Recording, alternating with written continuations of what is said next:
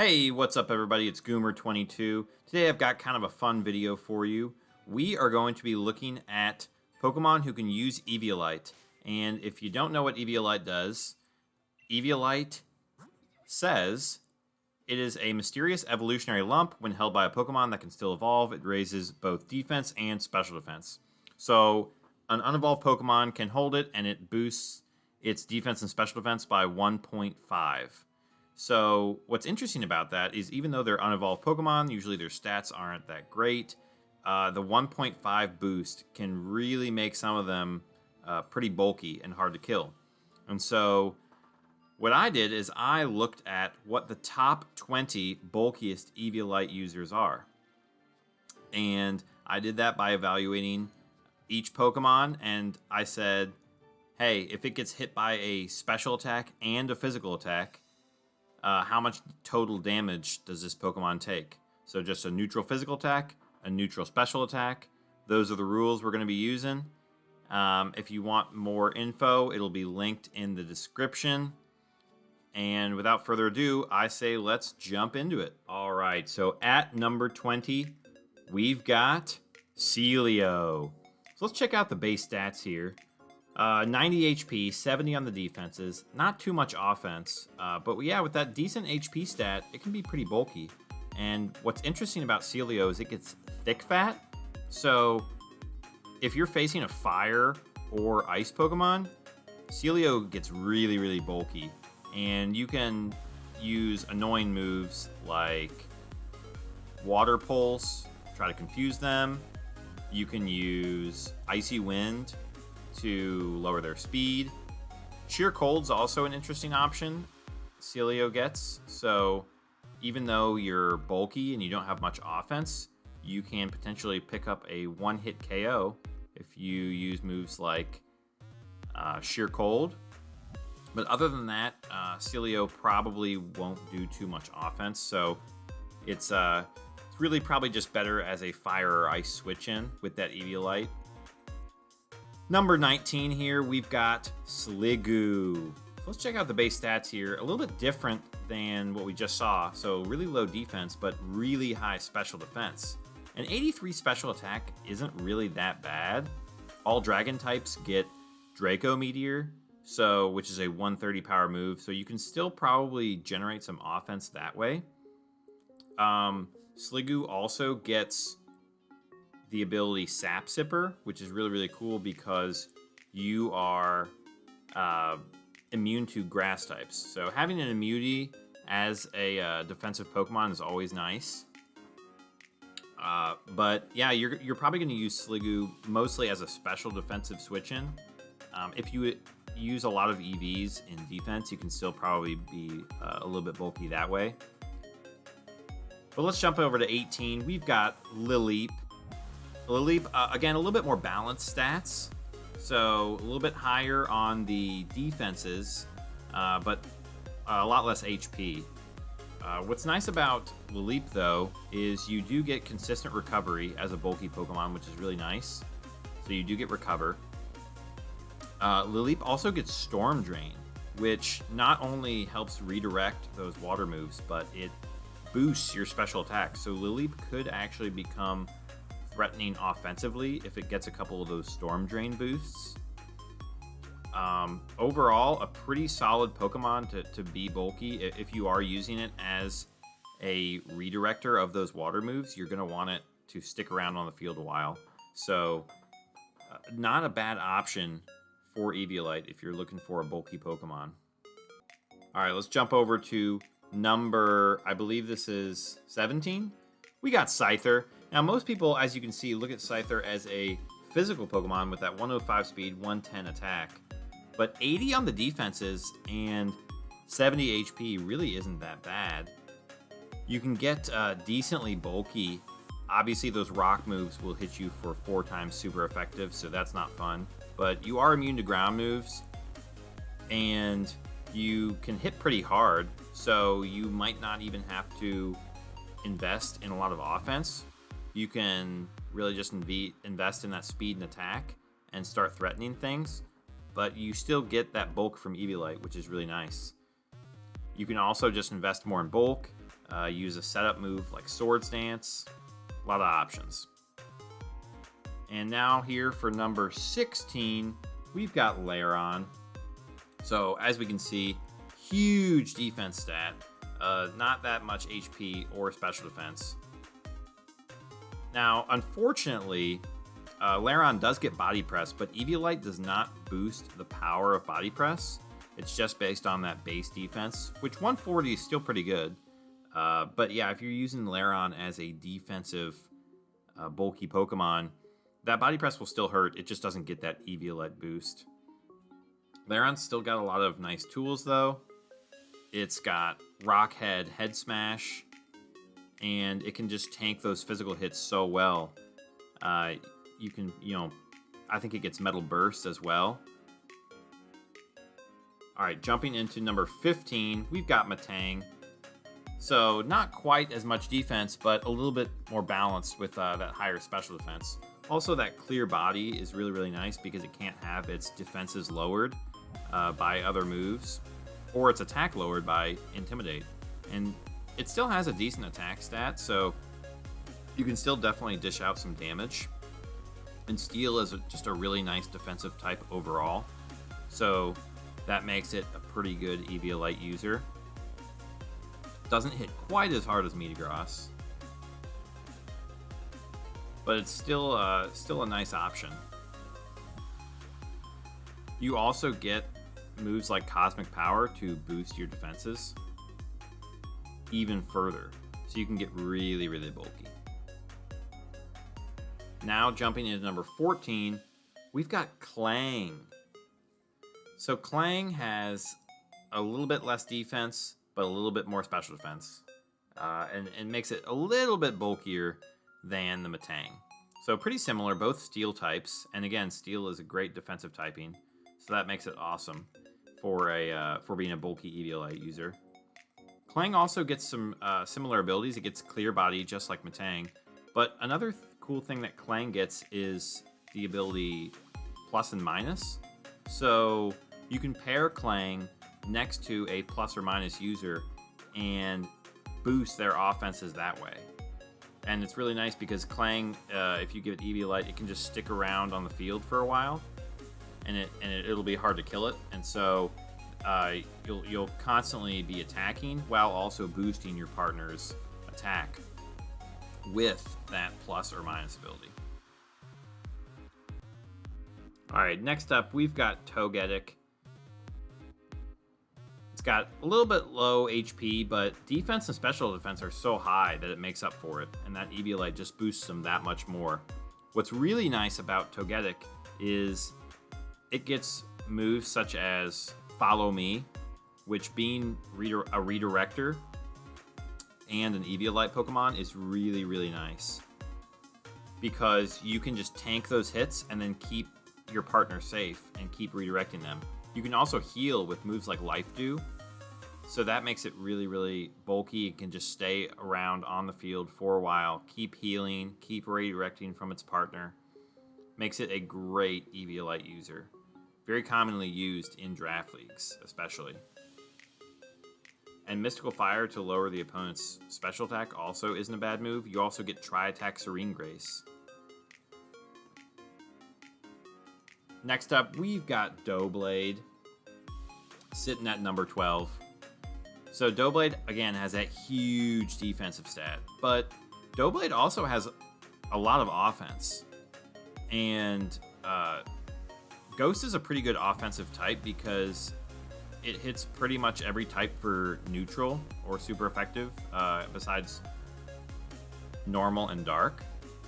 And then Steel is a great defensive type. So Doe Blade is just has a really good typing and can really tank those physical hits. You're going to have to invest in that special defense if you want to live the special hits, but that Eviolite still helps out a ton in that regard.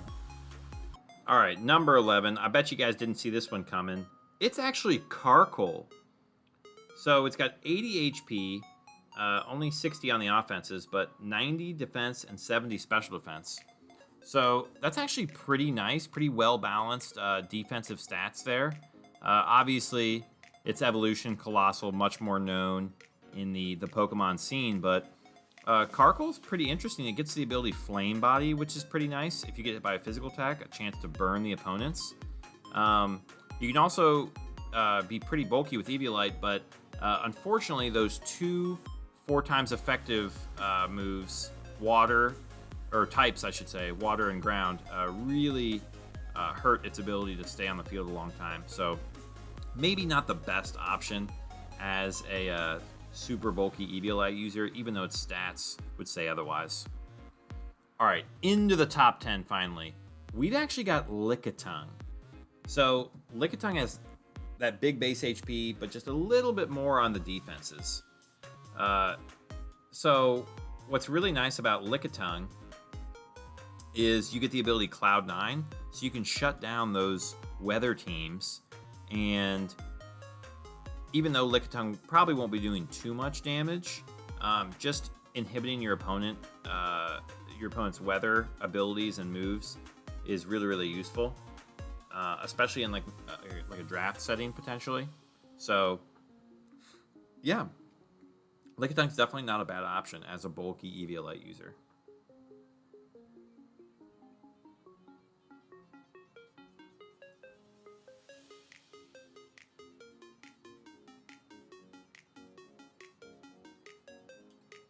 All right, jumping into number 9, we've got Piloswine. Probably no surprise for some people. It's got 100 base HP, 80 defense, 60 special defense. So, pretty bulky, but that 100 base attack also makes it pretty offensive as well. So if you give Piloswine Eviolite, you can still dish out damage while taking damage yourself.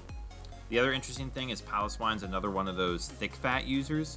So Piloswine has the ability to take those fire attacks better than it normally would. And that Eviolite helps out a lot with that as well. Not going to be quite as offensive as its evolution Mamoswine, but still dishing out good damage. You got priority moves with Ice Shard as well.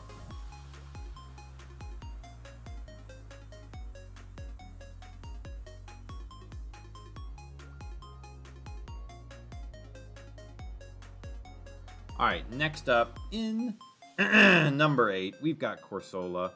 I'm sure we've all faced this in VGC ladders sometime. So low base HP, but really high defenses. And that ghost type, giving it an immunity to fighting and normal, is really, really nice. Normally, Corsola can just sit there, and it gets consistent recovery with Recover. It can Will-O-Wisp. It can Strength Sap. So Corsola can be really tough to take down. Because with that Eviolite and with those high defenses, if you get burned or if you get your attack lowered, it can just be so hard to finish it off because it can just recover off that health. So definitely a really good Eviolite user, especially in terms of the bulk. You probably won't be doing too much offense, but you do get Nightshade for consistent damage, thankfully.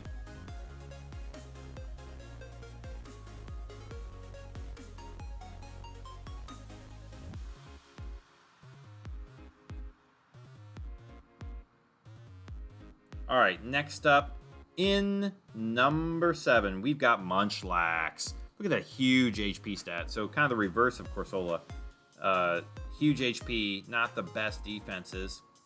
Decent special defense, but its defense is just so low. But Munchlax actually gets a lot of the same tools as its evolution Snorlax, which is pretty cool because you can do stuff like Belly Drum, and then your offense is huge. And then you can start dishing out a lot of damage that way. So Munchlax is still a decent option as a bulky Eviolite user. And that 5 base speed makes it really good in Trick Room. At number 6, we've got Rhydon. Rhydon is a really, really nice Eviolite user. Huge HP, huge defense, not the best special defense. But it's got some nice abilities with Lightning Rod. You can stay on the field and redirect those electric attacks.